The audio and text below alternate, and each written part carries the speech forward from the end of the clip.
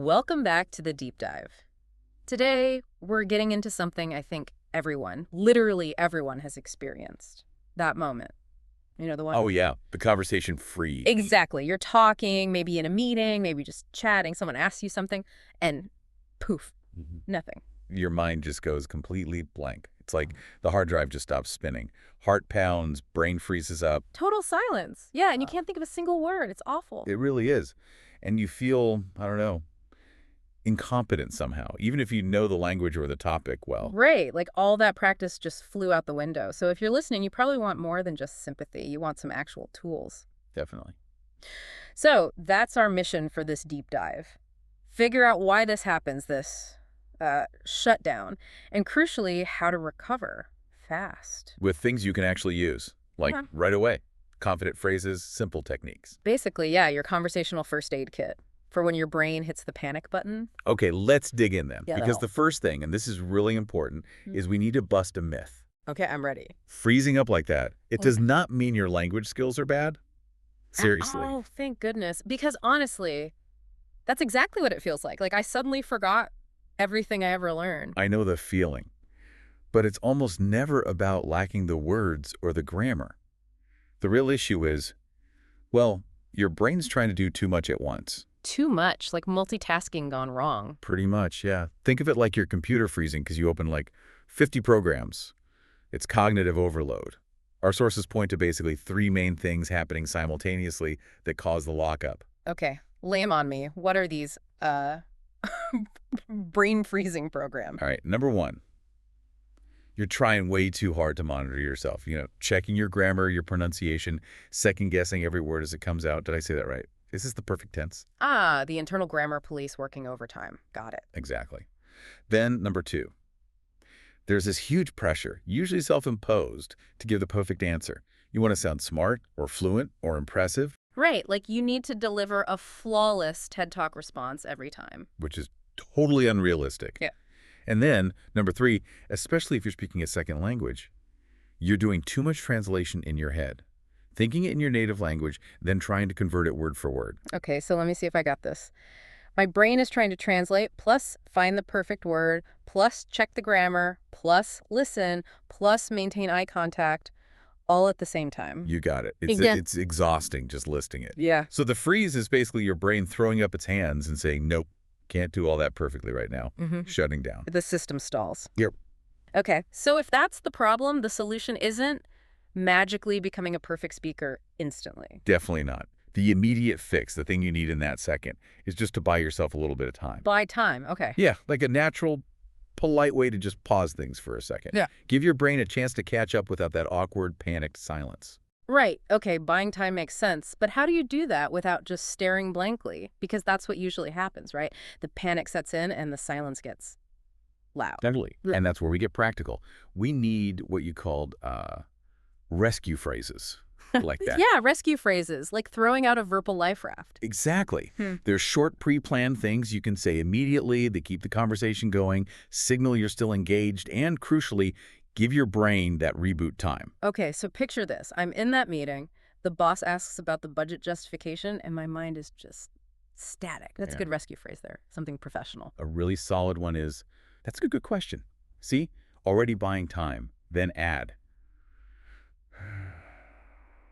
Let me think about the best way to phrase that. Ooh, I like that. Best way to phrase that. It sounds thoughtful, not like I'm scrambling. Precisely. It implies complexity in the question, not inability in you. It easily buys you, what, 4 or 5 seconds? Yeah, easily. Okay, what if it's less formal? Or what if I know the idea, but I'm just blanking on the exact word? Good point. For the missing word scenario, something like, I'm not quite sure how to say it exactly, but... And then you push forward with simpler words. But the core idea is, yeah, that works. It gives you permission to not be perfect. Exactly. You bypass that need for the perfect word that probably caused the freeze in the first place. And for just, casual chat, it can be even simpler. Like, honestly, just a simple, give me a second. Or, hang on, how can I explain this? It sounds totally natural. Way better than just freezing. Way better than the deer in headlights look. Yeah. What about if you're mid-sentence and you kind of lose your train of thought? Yeah, happens all the time, even in your native language. That's when you use a little pivot. Yeah. Something like, wait, what I mean is, or maybe, Actually, let me rephrase that. It restarts the thought without a full stop. Exactly. And the key with all of these is how you say them, your tone, your posture. Right. If you say, give me a second, confidently, looking thoughtful, it works. If you whisper it looking terrified. Then it just confirms the panic. So these little phrases, they buy time, and they give you that tiny moment to take a breath and sort of gather yourself. Signal confidence, even if you don't feel it yet. Which leads right into the next part. What do you do in that brief moment you just bought? You've said, that's a good question. Now what?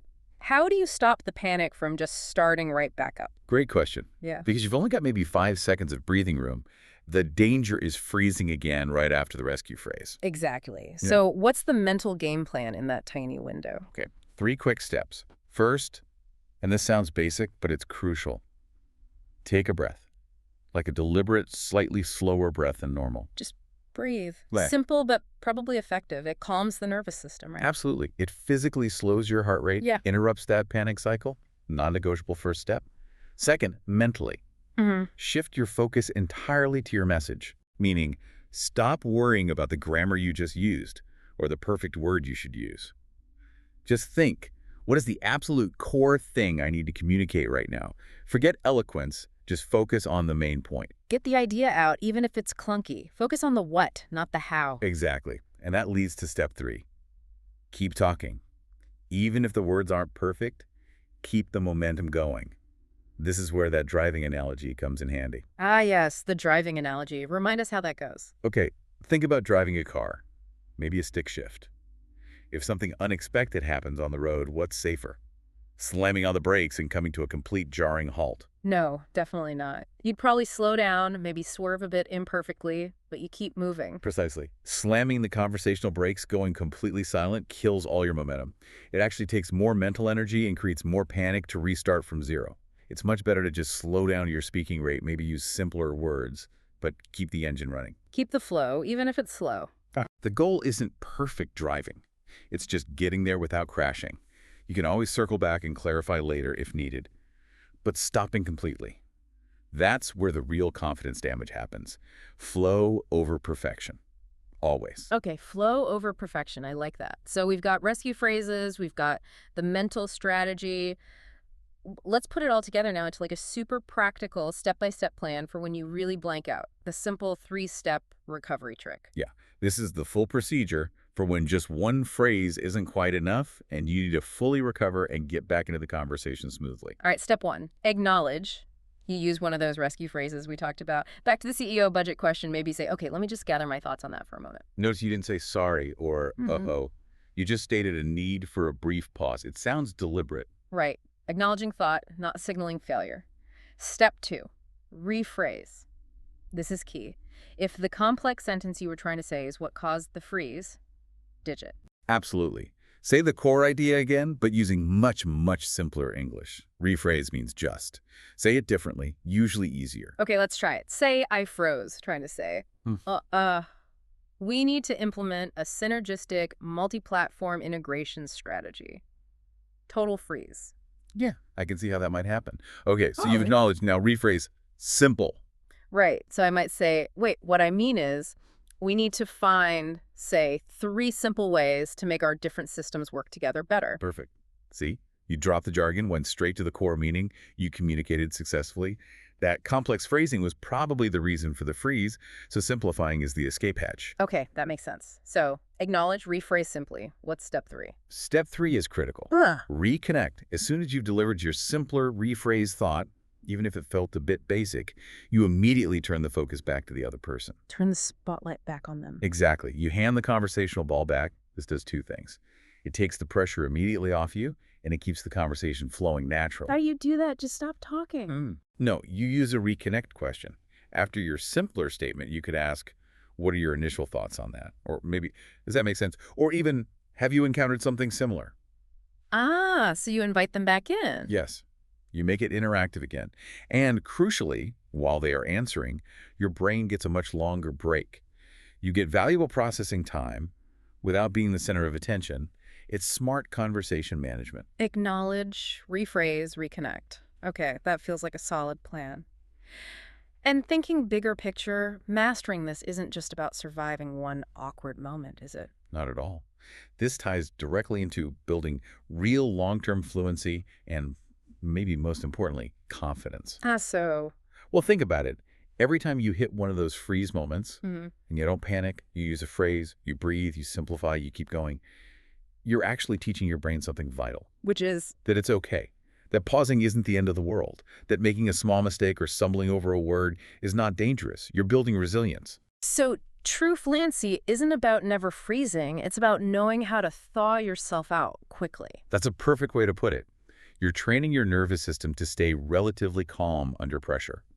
That ability to self-correct, to manage the bumps without stopping the car, that's the core skill of fluent communication. So confidence isn't speaking perfectly. No. Confidence is knowing you can handle it when you don't speak perfectly. Mm. It's not losing control just because you don't have the exact right word right away. It's accepting imperfection and keeping the connection going. Okay, let's quickly recap the key ideas we covered. We talked about the freeze, that cognitive overload, the rescue phrase, your instant tool, the rephrase, simplifying your message, the spotlight, shifting focus back, and how all this builds true confidence. It really is a complete toolkit for conversational resilience. So for everyone listening right now, what's the takeaway? What's the challenge? Okay, here's the direct challenge. The very next time you feel that freeze coming on, the next time you forget a word or your mind goes blank, do not apologize. Do not just go silent. Instead, try one of these things. Use a rescue phrase. Take a breath. Simplify. Just keep going. Embrace the stumble, maybe. Yeah, embrace it as just part of talking. Make the recovery part of your communication style. Think about this example. Hang on, what's the word I'm looking for?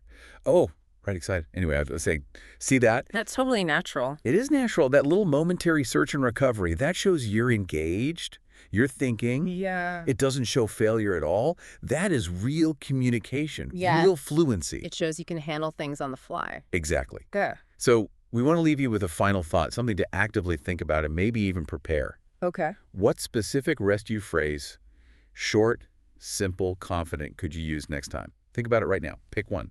Maybe write it down, say it out loud a few times. You can internalize it, make it your go-to shield. Exactly. Choose your phrase now so it's ready when you need it. Let that be your first defense against the conversation freeze.